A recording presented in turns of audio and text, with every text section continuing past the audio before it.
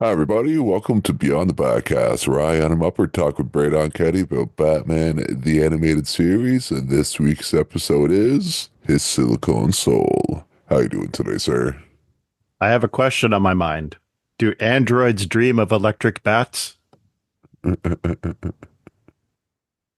Caw, caw. No, wait, that's not a bat.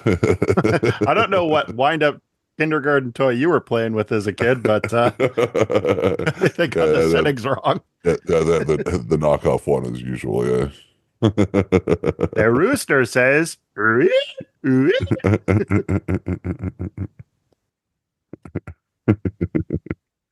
Yes, but as I said, this episode is his Silicone Soul. It is the 62nd episode to be produced, and it was the 43rd one to air, having it air on November 20th, 1992. This episode is written by Marty Eisenberg and Robert Skur, and directed by Boyd Kirkland. I think this is like we've had a few. Uh, Directed by Clicker by now, I think. Boyd is So the I think, man. yeah.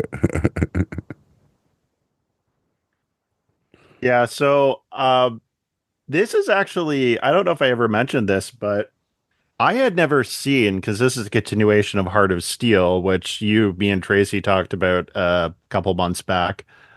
Yeah. This was my introduction to HARDAC and like the duplicants. I had never seen Heart of Steel, so like I knew that there was like a robot Batman episode coming. I mean, not just because of like the reference in Almost Got Him with Killer Croc, but yeah, I remember seeing this episode in like kind of glimpses in my childhood memory. And so when we were watching Heart of Steel, I'm like, yeah, but when's Robot Batman gonna show up? So when he didn't, I was very confused until I eventually looked forward. I'm like, oh, so like my mind isn't playing tricks on me. I did see a robot Batman watching this show. Yeah, it's one of the few like episodes that's like it's like that's like continuation of like an earlier episode that's not like a part two. And I kind of like that, yeah. Hmm. Hey, it always made me think of that there's the same sort of thing in the 90s Outer Limits episode where they had yeah, it was like a alien invading Earth sort of thing. And then the second episode, they had kidnapped like a military guy, and it was Robert Patrick, like the T-1000, Oh yeah. and the second Dax from DS9 was in it too. And Okay. they had like made and they made it think that they had used her to like and made it. Oh, fuck, I can't remember now, but yeah, but they're in it, and they're made him think that she was also like a POW of sorts or whatever, and then this like alien space thing, but that's actually like one of the aliens and stuff or whatever. So, yeah. But yeah, no, now I'm trying to think of it. I remember less of that those two episodes that I than I thought. So I was trying to think of it. And I'm like, I'm drawing blanks. Every time I think of Robert Patrick now, I mean, other than like his role in Peacemaker, my favorite bit of his is when like I'm watching Wayne's World Yeah. and all of a sudden he gets pulled over and he's Have you not seen just this like, boy? yeah, oh Ah, my gosh. Like ah. that made me laugh when I was a kid, having no idea what like Terminator was. And then eventually when I realized, you know what it was? It wasn't until I looked closely enough at the photo that I'm like, that's Edward Furlong. Yeah, but yeah, that's always where my mind goes when I think of Robert Patrick. Just like getting a random call like Paramount or somebody, just be like, "Would you like to play the T-1000 again? It'll be easy money." Like, Yeah, I like how he shows up for like a split second in Last Action Hero, like when he shows up to that's the police right. station for the first time too. Like you see like Sharon, I think Sharon Stone like walking through, and then you see him like pass through, and the kid's like, "What the fuck?" And the Arnold's like, "What the hell? Come on, keep up." Yeah, he is probably the most consistent Terminator adversary to show up, even if it's in different projects. That's funny. Yeah. And yeah, and to say like Last Action Hero is like in my top three favorite Arnie movies. Oh, easily, man. He fights Tywin Lannister at the end. I've shot somebody. I'm pretty sure he's dead. Yeah, so it's that Predator and True Lies are like my Nice. like top three like Arnie movies. Yeah, because I think True Lies is like I think my first movie I at least remember seeing in the movie theater, and Predator because it's fucking awesome. You can't go wrong with that. So wait a second. How old were you when you saw True Lies and saw the Uh, Jamie Lee Curtis scene? no, it would have been like yeah when it came out. So it would have been like like 14, 15. Oh, So okay. That's different. Like, I about like you were five or something. oh Like, no. No, like I was like a teenager, so like probably like so either the best or worst time to yeah to be seeing that scene with your parents like sitting beside you. hey, that's better than watching scary movie with your mom. Yeah, that happened. She's like, she tried to call my bluff as a teenager. It's like, well, this movie's rated like 18A or 14A. So, like, if you're going to watch it, you're going to watch it with me present. So, I guess she thought she'd be like socially awkward bluffing me out of it. And I was like, okay. And so I watched it. And I was laughing my guts out, but she's obviously looking like, stinking kid called my bluff. Like, yeah, I mean, some parts were definitely awkward, but yeah, we'll talk more about those awkward childhood memories another time. This episode starts with these thugs breaking into the Cybertron warehouse. By the way, do most warehouses have the word warehouse on the sign? So I don't think that's common practice. Like yes, we know your warehouse, we get it. So Yeah, so it's like, these so these guys broke into the Transformers homeworld. yeah, it's amazing. Like, No, how, what Gotham is close to. I think I made like a similar joke in the last episode. Like a similarly bad joke. I mean, they laid the material for us. Like, there's no way that they didn't hear about Transformers. It was like one of those popular like toy of like the 1980s and 90s. Yeah, yeah, they're more than meets the eye. Yeah. But yeah, these thugs are getting let in by this guy who's like yeah, this is all like, off the books project stuff, like prototypes and stuff like that from this company. And so they're like digging through stuff and they don't obviously know what the HARDAC symbol is that's like on the side of the box. And they're like opening this crate and all of a sudden Batman punches his way out. Or is it Batman? Because they're having a little tussle with him and like it seems pretty standard like Batman. Like the only thing that's going through my mind at first is like, why is Batman in a like cardboard in a like wooden crate as they're opening this thing? Like, is he just like waiting for like is he hoping like that this is where like they find him and he's like, what if they grab the wrong crate? Like, is he just gonna be like stuck in there like like one of those like contortionists? Should hit they opened the wrong one. Fuck. Where's the air holes in this thing? But Air, air holes? yeah. Yeah. It's like that scene in Game of Thrones where Tyrion's pushing his shit aside of the one crate, and you can see the brown smears like, sliding down the box. Do you have any idea how long I've been in that effing crate? No, I just know what it's like to pick up your shit from that effing crate and throwing it overboard. But yeah, there's obviously a reason why there's no need for air holes in this, as we're about to find out. Because one of the thugs pulls a gun out and shoots Batman like three times. And he's like, "You're not human." And Batman looks down and it's like exposed wiring and stuff. So this was a good like introduction to robot Batman. Yeah, I always forget. I always forget that it was like so early in the episode that Robot Batman showed because I always figure it's about that they like show robot Batman being Batman for a bit longer before it gets revealed as, but it's like right away Hmm. with the first like within like what the first like 30 seconds or a minute of the episode. Yeah, and I think that's to the episode's advantage because as well as you're like, trying to retain an audience, if you can get that right before the first commercial break or even like as close to the opening as possible, then the audience is like hooked like a fish. Like they're Well, in I there, don't think you get any closer to the opening of the episode. Yeah, exactly. Yeah. But yeah, so Robot Batman's like looking down and like horrified, looking at his like his rusty innards to borrow parlance from C3PO. And he ties these goons up and like hoists them on in front of the sign of the warehouse.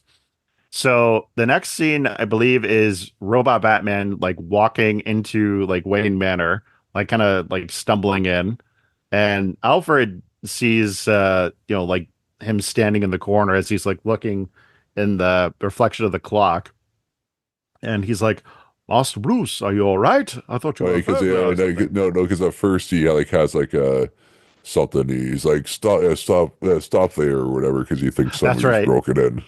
And then he sees like what he thinks as Batman slash Bruce, and then he's like, "Oh, it's you." Yeah, and when he's like turning around, he's like, Alfred, I don't know what's wrong with me. And so like Alfred's horrified when he sees like all this like exposed wiring and robot guts like protruding out of like his abdomen. It's like, oh my goodness, I've been hitting those quaaludes too hard.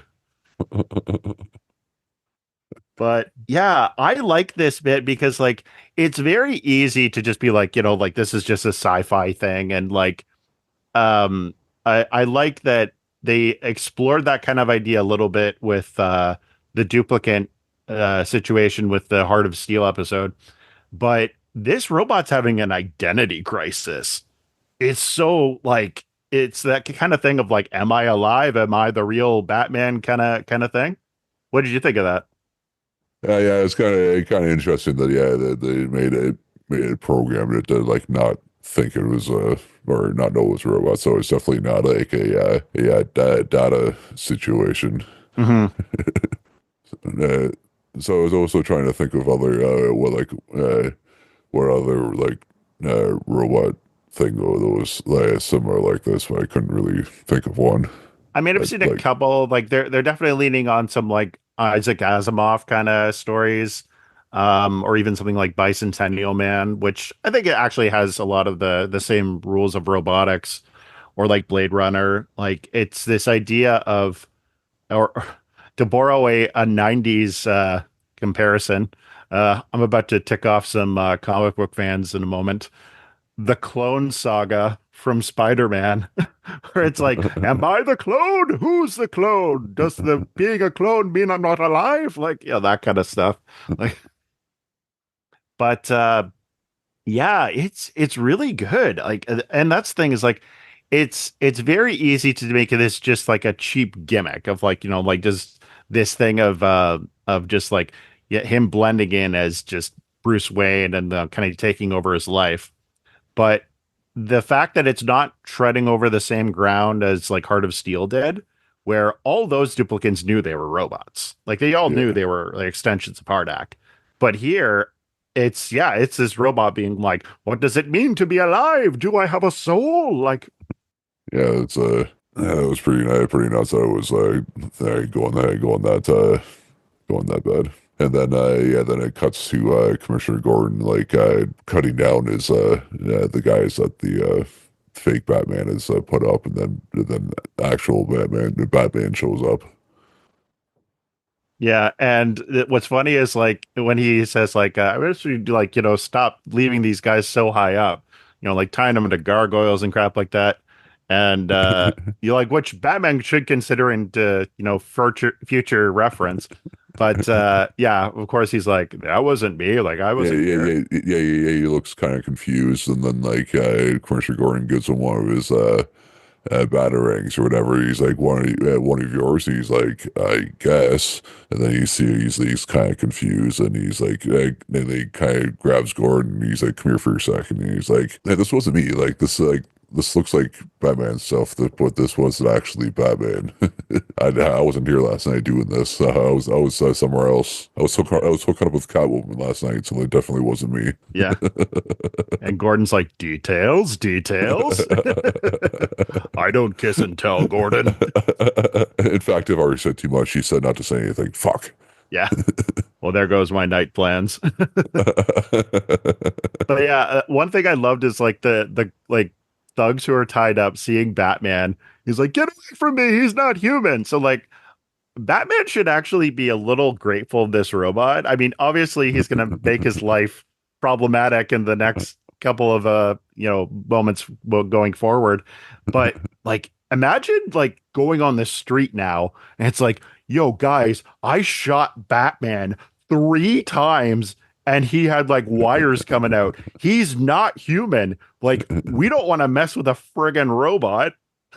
Yeah, or he's like, or at least he's keep at least Robot Batman's keeping up the fear factor for the Exactly. regular crooks. Yeah, so Yeah. it works. Yeah, but yeah, definitely. Because I imagine most people probably think he's like not human already, so probably just is in keeping with the stories. Yeah. So he's probably liking that aspect of it. Yeah, Yeah. I mean, and take the win, right? yeah, exactly. Yeah, I think as he's talking to the thugs after they see that, that's where he sees like one of the microchips or whatever on one of the collars of the thugs, I think. And Yep. then he grabs it, and I think brings it eventually brings it back to the Batcave, I think. Well, I know Or the next scene we have is cutting back to Wayne Manor because we have him looking at yeah, Robot Batman's like, pleading with Alfred, like, help me, help me. I was like, as he's like, Alfred's like got like a croquet mallet and ready to like smack him. He's like, get away from me, you demon, you, you foul monstrosity of wires and chips. And what's funny is like he runs down to the Batcave, grabs a gas mask, and hits this switch for like knockout gas or something. yeah, Robots don't have lungs. yeah, at this point he knows it's a Yeah, he said he like the Carl Rosal, he was like, you're a Carl Rosal duplicate, so he yeah. knows it's a fucking robot and they don't fucking breathe. So I was definitely confused at why he'd go for all the defenses that the Batcave has. He went with the gas. It's just as stupid as him like kicking the robot in the crotch. Like, He's like, well, that's probably not going to work, so I might as well go for the gas, I guess. yeah. So yeah, he like the robot comes down and like takes the mask off Alfred, and he's just like, "Ooh." It's like, He's like, sorry, I had to do that, Alfred. Yeah, sorry, I mean, he tried to do it to me, but I did it to you instead. yeah. So does Batman come back to the cave like when the robot's gone and find Alfred? I think so, yeah. Yeah, because I guess oh yeah, because the robot goes looking into like the files of HARDAC, and like he finds like all the duplicates. There's no mention of a duplicate of Bruce Wayne on the back computer files. But he does see like the duplicate of Rossum, and decides to go like investigating Rossum. And Batman is starting to investigate around the same time. I can't remember if he had gone to that cave, helped Alfred, or what have you. But the point is that the real Batman has shown up to Rossum, who has started Tegrity Farms. He's like got this like big farmland, and he's got like robots, like harvesting the crops. And I'm just the entire that time I'm like I'm waiting for like Stan Marsh to like walk, or no, Randy Marsh to like walk out of the back corner. But yeah, he's like saying like, I found one of your microchips at a crime scene. Like, you're not making more robots, are you? He's like, no, Batman. I still can't get over that voice. It still sounds like Bill Clinton to me.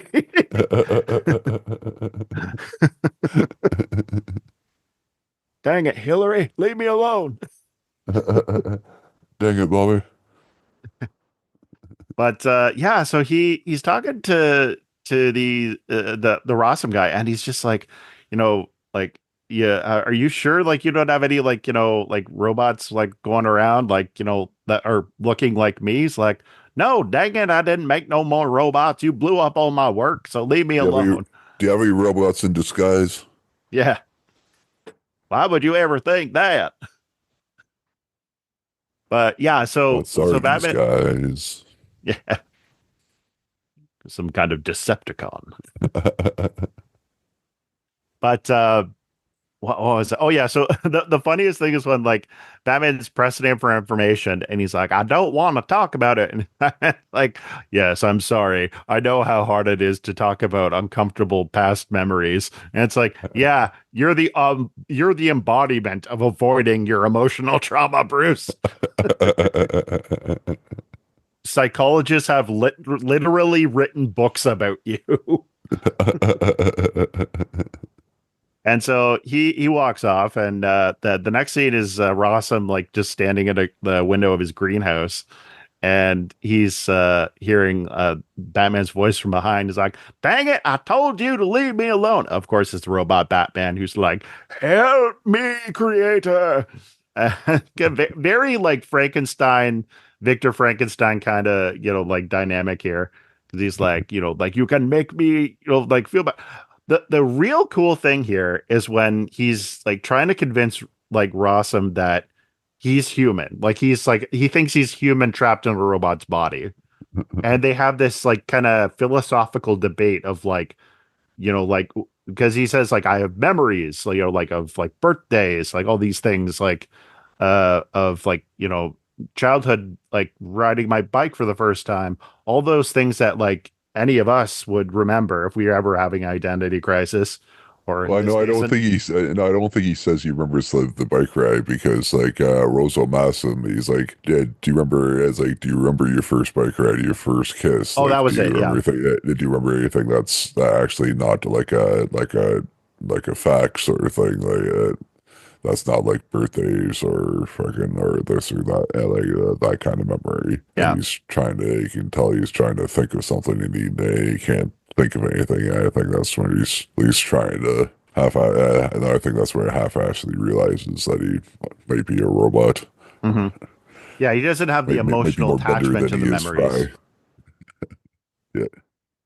Yeah, and so he's like grabbing Rossum, and he's like, "Where's HARDAC?" He's like, "HARDAC blew himself up, so I don't know what you want from me." And is that when real Batman shows up? Does he show back up right then? Yeah, because they have this little like showdown in the in the greenhouse, and that's where I texted you, Batman, stop hitting yourself. You are the sexiest robot I've ever seen in my life. Selena, check this out. You can have two of me, and I can have one of me. But yeah, so like the one thing that's like kind of like tricky in these scenarios is like how do you like distinctly differentiate between the two Batman so the audience doesn't get confused? I mean, there's the exposed wiring like in the torso, but the other additional fact is that he has red eyes. So like it keeps Yeah. the audience because that was what I was surprised. They didn't do like what they do in Clayface episodes where it's like is this person the villain or is it just like an innocent, bystander blending in the background? They're purposely doing that so that you do know who is the real Batman and who's the robot.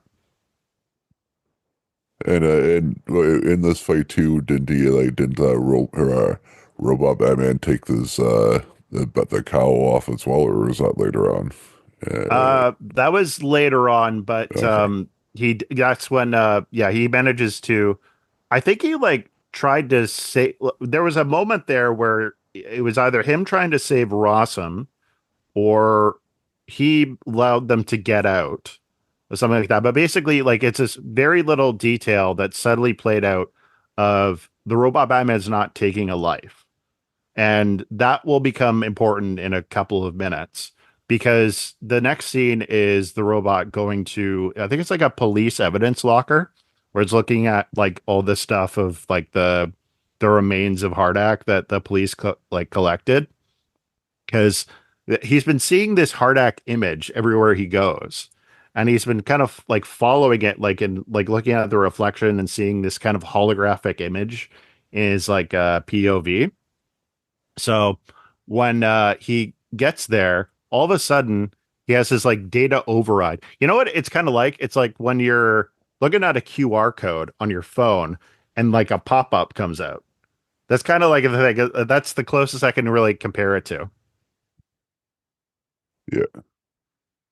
Yeah, yeah, and that's where I think that's where he finds that data chip, and he like takes like his takes his face off and Yeah. puts the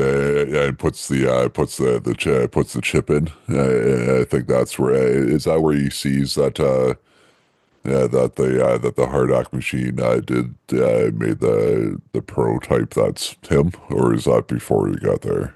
Yeah, we get our exposition scene of like how this robot's come to be because as it's like kind of it realizes it's fighting for physical control, reaching for this kind of chip on the shelf of the evidence locker.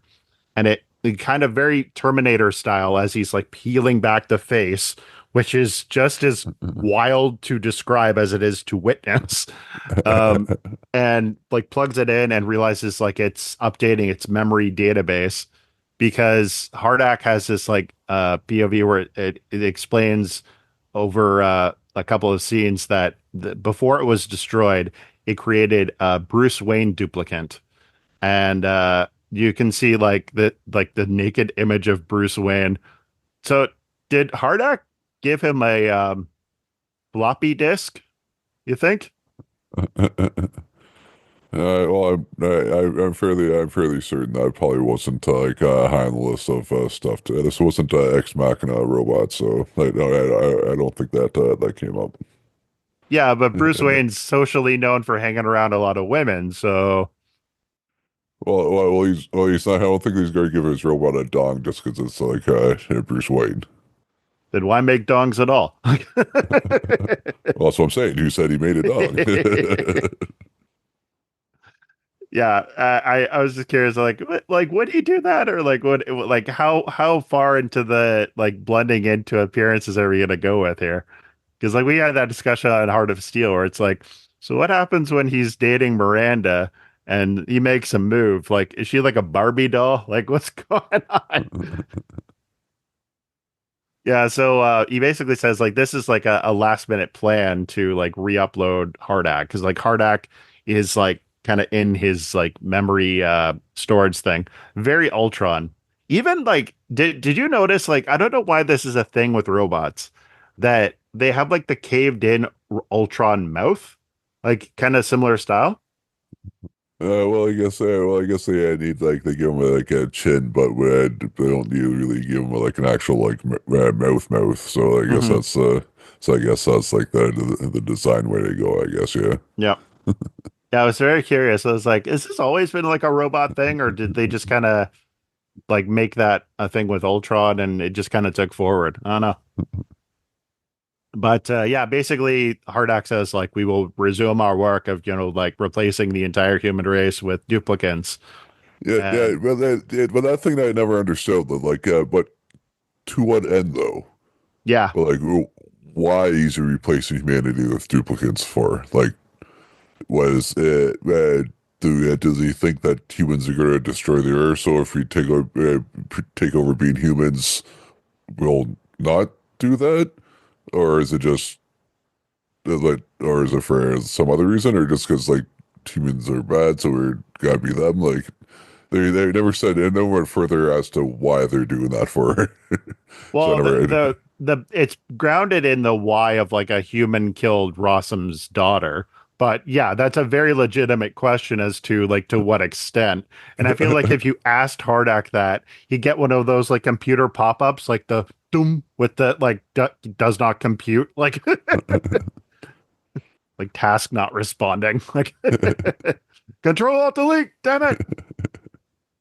Like But information not found. Like yeah, well you should know is this is your plan. Like yeah, yeah, are you doing this because? Yeah, And we're doing this because, yeah, exactly, because this is where you answer us. We're like, I don't know, we're doing it. We're replacing you guys. That's all you need to know. you will be the first human to be terminated. You asked too many questions. But yeah, so outside of the window is the Batmobile pulling up, and robot Batman, who's more or less like fully subservient to HARDAC at this point, says, "Yes, we shall resume the work, but we shall start with Bruce Wayne." Because now there's this showdown in the warehouse where I think that this is where like they have the exposure of the face, right? I think so, yeah. Yeah, like where because he's pulled the face back on, and when Batman's fighting him, I think it gets damaged, so like it's like a Yeah, so Two-Face kind of look.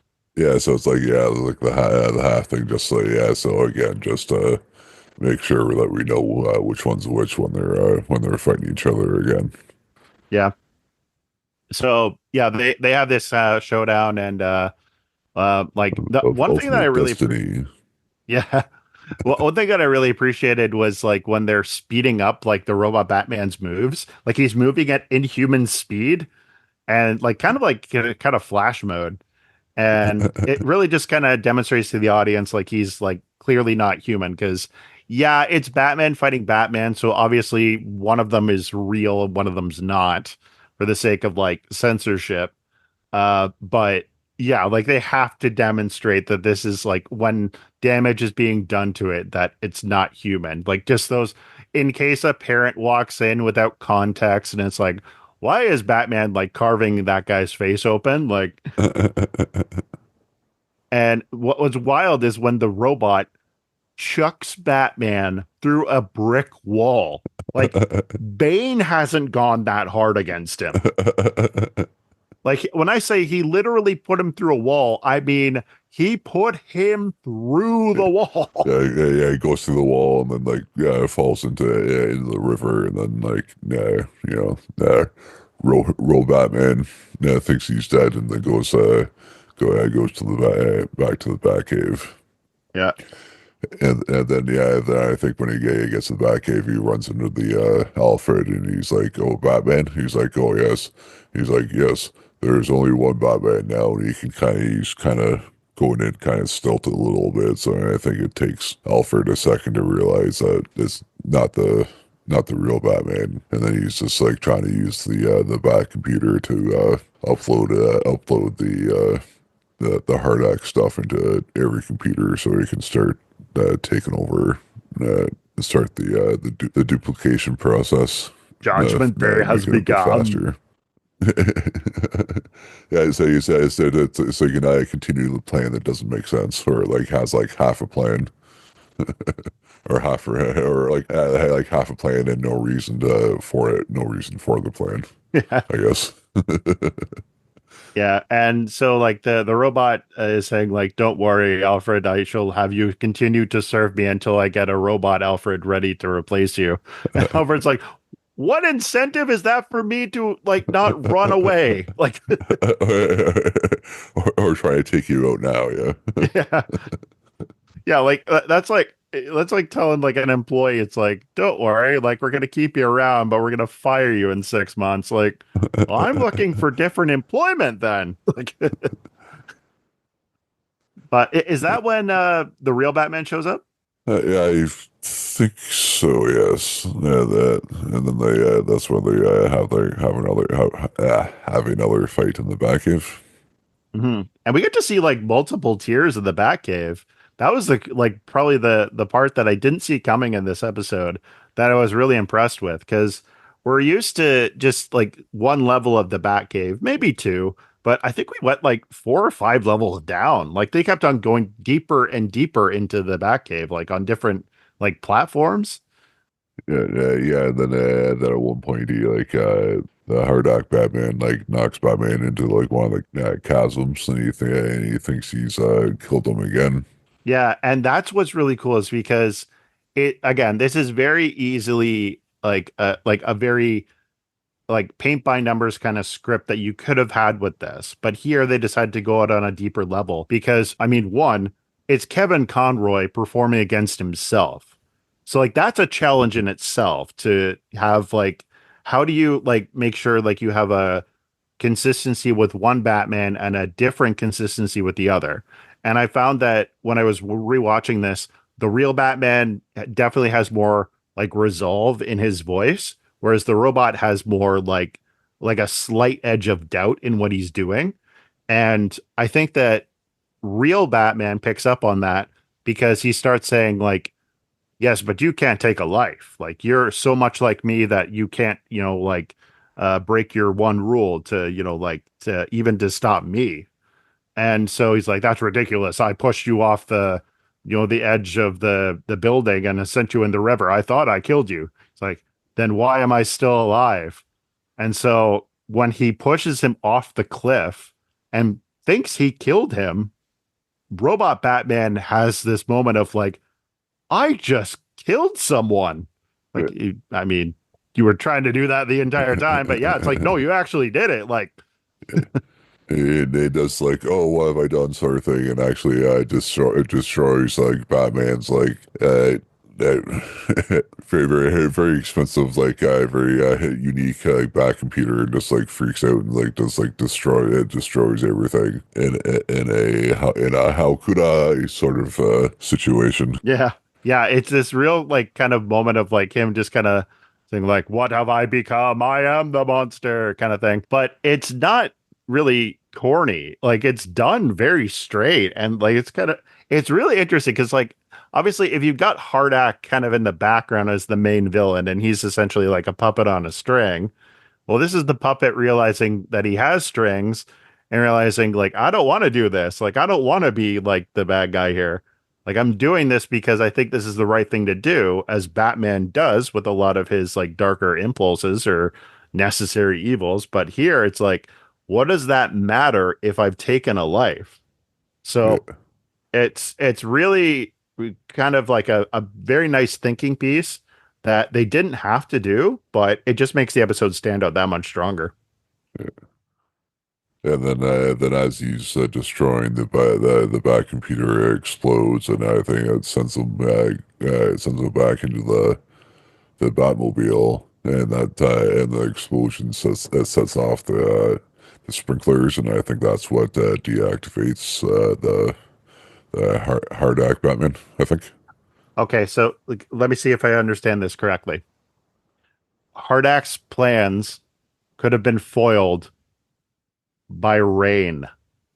Oh, it's still a thing from like earlier how Batman how they got away from it the first time is because it was like his like the exposed from like the shots to this to the chest hole area at the beginning and stuff. So it's like as long as their wires aren't exposed, I guess. So as long as they stay clothed, like the rain should be the rain shouldn't affect them too much. That's fair, I except guess is there's what they're one saying. flaw in that plan. Who in Gotham is getting shot at more than Batman? The rest of Gotham. The rest of Gotham isn't actively jumping on criminals. I was like, wait a second here. But you think as being a robot, he'd be like slightly more bullet resistant by a small version, I would think. Yeah. Yeah, but I did take three bullets like a point blank range, and it only just exposed a couple of wires. So I guess it gave me too picky, I guess. You know what it reminds me of? Like, were you unfortunate enough to watch the Book of Boba Fett? Yeah, I didn't mind it. Yeah. So remember when Fennec Shan, like, she gets like healed up by that like cybernetics technician, and Boba Fett's like, "Are you not going to cover up her hard or her like her like robotic parts?" And the guy's like, "What? And cover up that beautiful hardware? You live on a desert planet. Like you're gonna get sand in there, dude. Are you actually dumb?" Like I've had like a camera, like an SLR camera that I was stupid enough to take to a beach. And trust me, I'm never doing that again. Like I What the fuck did you ruined do that thing that? because I had a girlfriend that wanted to impress her with photos of the sunset at the time. And now I'm single and smarter. Yeah, that'll do Yeah. Well, I'm single, that's for sure. it. But yeah, so we have this like really touching scene of Alfred like going down to because he all he saw was like Bruce getting knocked off, real Bruce getting knocked off the side of the cliff. And he goes down to investigate and he realizes like Batman is like he's pulling a an Obi-Wan and like hanging from the edge of the pit, like hanging by like was it a lamp? Was that what he was hanging on to? No, Like a yeah, no, yeah. There was just like a pipe sticking out that had that's what it was. like a fly, it looks like it had like a light on the top of it. So I was like, that's how convenient that random pipe has a light pointed up on it that you can turn on. But I guess he was planning. I guess he planned on just in case if I get knocked off of this by a robot, I can hang on to this and signal up for Alfred later. Alfred, let's be real. Sooner or later, Dick is going to try and kill me and push me off one of these cliffs. I'm going to push him as he is going to physically push me. yeah, it's gonna be him or you. So one of the two, one of the two you're going to do it. So Yes. And Alfred will be the survivor who lands on top. That Wayne money is mine. But yeah, so the episode has like a closing thing of like well they're standing in the ruins of like the destroyed computer and looking down at the robot and like Batman's heart is like filled with with tragedy for this thing.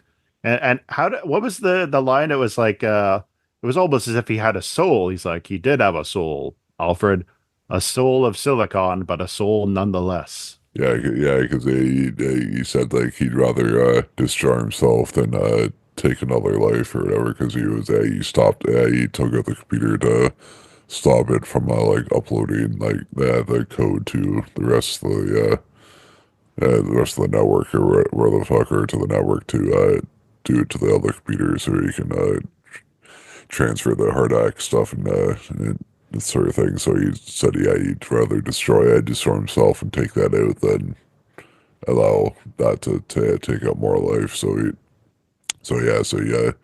Do you think he could have had a soul? And yeah, that's where it led to that quote. So would you give this episode out of five ill-begotten robots? You know what? I'm gonna give it a 4 out of 5. I like that not only is this a continuation of Heart of Steel, but it goes deeper than it needs to, but it works. And I liked the like dual performances of Kevin Conroy in here. And yeah, it was very much like a thinking piece kind of episode of like what does it mean to be human? Yeah, I think Alex Garland might have watched this episode before he wrote Ex Machina. Yeah, I feel like how I went to the movie in the theater like kind of blind because I was like bored one day and it was like just before 9 o'clock and I'm like I was like okay I'll see it was when I was still living in Newmarket and I was like okay I'll see what's playing at the theater and there was fucking nothing playing and all this but that was there. It was like a 9:10 or something like that, or 9:20 screening. So I just had enough time to get there. So I watched the trailer on the website, and I was like, yeah, what the hell? I'll go watch this. Just fucking not knowing anything about it. And I was glad I was able to go see that in the theater because it was a pretty good movie. Yeah, you seen that right? Ex Machina. I think I saw it, but I don't remember a lot of it. Like it definitely, it was enough that like I was impressed with like the cinematography and like the special effects with it, and just kind of like the heart of the story. But yeah, it was. I wish I definitely have to rewatch it. That's for sure. Yeah, I should watch it. Yeah, because and then one of the other not the main robot, but the other one is in his that mini series that he did Devs that Oh came yeah, out after this as well. Yeah, you should also if you haven't watched that, you should watch that as well. It was pretty good. But I think I'll give this a 3.5 out of 5. I think it was a decent second episode, second episode slash continuation of the hard act stuff, and it was definitely like it definitely didn't feel like one of the other two parters that were actually like actual two parters where it really didn't really have enough story to fill the second episode. So I was glad it was more of like a connected episode instead of a actual solid two-parter. And yeah, like how the fact that like they gave the made it the prototype that actually thought it was human, so how to give it that issue at the end of the episode where he actually like killed itself to instead of continuing on with uploading its programming and stuff. But yeah, I think 3.5 out of 5 for this episode. But yeah, as I said, that is the episode for this week. Thanks for everyone for joining us in the Batcave to talk about Batman the Animated Series. And next week's episode will be Fires from Olympus, which I think that's the Maxi Zeus episode. So I think if we're lucky, we might have a special guest for that episode. So you might have to join us next week and find out. And you can follow us on Twitter/X at Beyond Backcast, on Instagram at Beyond the Backcast, and we are on YouTube now at youtube.com/ at Beyond the Backcast. Check us out there. Give us a rating, or give us a review and subscribe. It'll help us out and whatnot. Or you can do that there or wherever you find your podcast, wherever you listen to us now. It'll help us out. And where can we find you on the internet, Brayden? Yeah, so as of right now, you can actually find me on my own podcast, Fandom and Folklore. So I've been Your own wanting to, podcast? What's this? No. yeah, they grow up so fast, don't they? Sorry, go on, yes. Yeah, so I been wanting to kind of get my own podcast started. Don't worry, this show is my main priority. I made sure to tell Adam that before I started. But yeah, so we're gonna have anybody who loves fandom for fantasy movies and TV shows, and around this time should be the episode that we have Adam on for, and we have him talking about the Beastmaster movie, which seemed very appropriate given where this show started with its origins. And yeah, you can find that on Spotify. And if you want to find more stuff for this show, you can find us on Instagram, Beyond the Backcast, and find our link tree to the Batcave Discord, where we talk about all sorts of Batman related subjects. And then you can follow me at on Instagram at some Chunkman. That is my personal account. As I said, thanks for joining us in the Batcave to talk about Batman the Animated Series at Beyond the Backcast. Goodbye, good chums. Kapow.